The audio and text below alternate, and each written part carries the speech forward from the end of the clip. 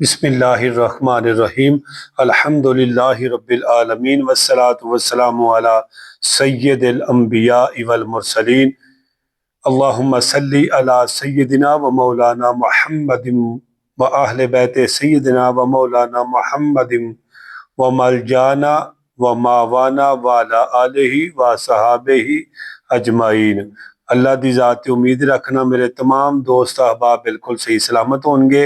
अल्लाह खाल के कायनात सब दे उत्ते अपना करम और अपना फजल फरमाए और अल्लाह ताला जल्द ही मक्कातुल मुकरमा और मदीनातुल मुनव्वरा दी बाअदब हाज़री नसीब फरमाए।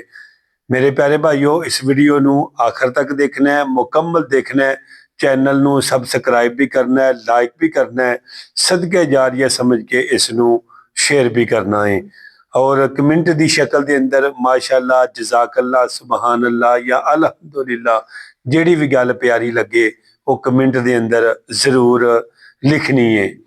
मेरे प्यारे भाइयों, अज दी नई वीडियो इंशाअल्लाह वक्त ज़ाया नहीं होएगा, बहुत सारिया चीज़ां तुहानू हासिल होणगियां। मेरे प्यारे भाइयों, अज मैं तुहाडे सामने ना 5 अमाल एक दिन दे विच करन दे नाल इंसान नू की हासिल हुंदा है। तवज्जो करियो, इंशाअल्लाह बहुत ज्यादा नफा होगा इस वीडियो तो तुहानू। मेरे प्यारे भाइयों, एक दिन दे अंदर 5 अमाल करन दे नाल इंसान नू की इनाम मिलता है, की बेनीफिट मिलता है और की अल्लाह तला दी जात बंदे नू अता करनगे। सोचना चाहिए सानू वो 5 अमाल किहड़े ने और कोशिश करनी चाहिए उन्हां अमालां दे उत्ते असी अमल करिए ताकि साडी दुनिया और आखिरत जिहड़ी है वो बेहतर हो जाए।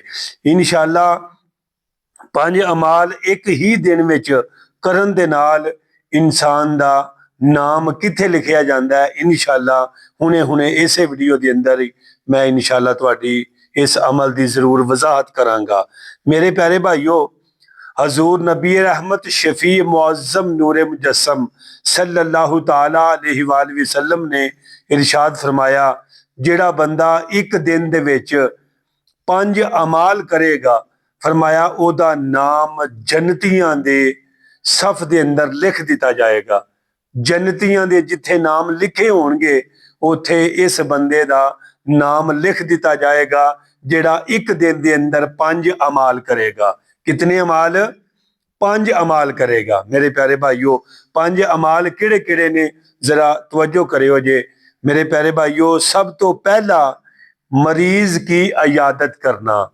कोई बंदा तुहाडे महल्ले दे विच मतलब बीमार हो गया है या कोई मतलब है कि किसी वजह तो ओदा एक्सीडेंट हो गया है या वैसे बीमार अपने घर के अंदर वो बेचारा मौजूद है, फरमाया कोई बंदा ओदी इयादत करने वास्ते जाए उसनू कितना बड़ा फायदा होगा। सब तो पहला अमाल मेरे आका करीम सल्लल्लाहु ताला अलैहि वसल्लम ने इरशाद फरमाया, जेड़ा बंदा रात नू किसी मुसलमान दी जाके इयादत करता है, फरमाया अल्लाह तुबारक व तआला उस दे वास्ते 70,000 फरिश्ता दुआए मगफरत करता रहिंदा है।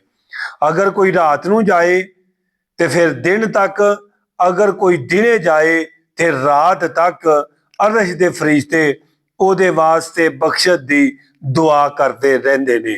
मेरे प्यारे भाइयों, एक हदीस मुबारक विच मैं इस तरह भी पढ़िया कि जेड़ा बंदा किसी मतलब मरीज बंदे दा जाके पता लैंदा है, फरमाया कि उसनू कितना बड़ा अजर, फरमाया 76,000 फरिश्ता। दूसरी हदीस मुबारक के अंदर 76,000 फरिश्ता ऐसा जेड़ा ओदे वास्ते दुआए बख्शिश करता है। और एक गल ज़हन च रखना, मेरे आका मदीने वाले लजपाल नबी ने इरशाद फरमाया कि जेड़ा बंदा मरीज बंदे को जाता है फिर ओदे कोल जाके दुआ कराए, अल्लाह पाक उसकी दुआ नू बड़ी जल्दी कबूल फरमाएगा। सुबहान अल्लाह। मेरे प्यारे भाइयों, फरमाया दूसरे नंबर ते, फरमाया 5 अमालां विचों दूसरा नंबर, फरमाया नमाजे जनाजे विच हाजिर होना। एक दिन दे अंदर मरीज दा पता लिया, फिर दूसरा अमाल एक दिन दे अंदर की करना है, जनाजे दे अंदर शरीक होवे। फरमाया जेड़ा बंदा मुसलमान दे जनाजे ते शरीक हुंदा है, हाँ जी, शरीक हो के ते फिर वो 40 कदम चलता है, सज्जा पावा फिर पिछला पावा, खब्बा पावा फिर पिछला पावा, फरमाया अल्लाह पाक उसके 40 कबीरा गुनाहां नू माफ कर देवेगा। 40 कबीरा गुनाहां नू माफ कर देवेगा। फरमाया तीसरे नंबर ते फरमाया जेड़ा बंदा एक दिन दा रोजा रखदा है, फरमाया उस दिन दे और अगले दिन और रोजे रखन दे पिछले दिन दे फरमाया हदीस मुबारक दे मफहूम के मुताबिक फरमाया उहदे गुनाहां नू माफ कर दिता जाएगा। फरमाया कि जेड़ा बंदा नफली रोजा रखदा है ओदा इतना बड़ा अजर है, सारी जमीन सोना बन जे, आसमान सोना बन जे, हर एक चीज जेड़ी है सोना ते चांदी बन जे, फरमाया ओदा अजर फिर भी यानी कि इहदे नालों भी ज्यादा है। फरमाया जे नफली रोजे का इतना बड़ा अजर है, फिर फर्जी रोजे का कितना बड़ा अजर होगा।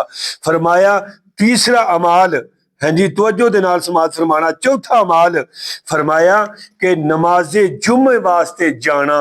फरमाया जेड़ा बंदा नमाजे जुम्मा अव्वल वक्त विच आया, उन्हें गलत हरकत ना की, अच्छे तरीके नाल नमाजे जुम्मा पढ़िया, फरमाया ओदे वास्ते कितना बड़ा अजर है।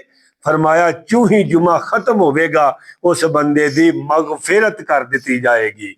और फरमाया एक हज और एक उम्रे का सवाब उहदे नामा माल के अंदर लिखा जाएगा। ये सन मेरे दोस्तों 4 अमल। फरमाया पंजवां अमल केड़ा है, आका करीम सल्लल्लाहु अलैहि वसल्लम ने इरशाद फरमाया यानी अल्लाह के रस्ते च सदका करना, गुलाम आजाद करना।